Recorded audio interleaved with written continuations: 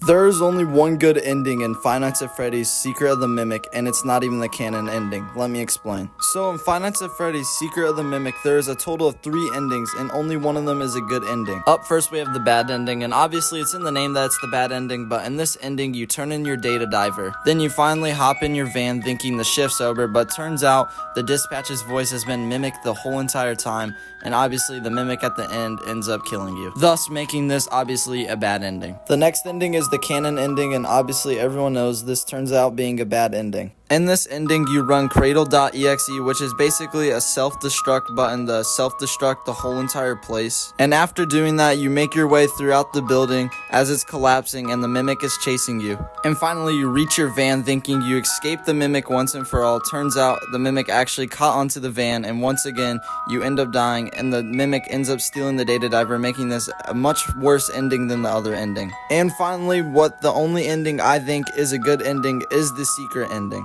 The reason I think this is a good ending is, first of all, nothing bad happens to your character and the mimic. This ending is super wholesome because in this ending, the mimic is just mimicking David's actions as a kid as Fiona is telling him a bedtime story. And this ending just ends in the best way as the mimic mimicking David's actions just falls asleep after listening to the bedtime story. But now you know.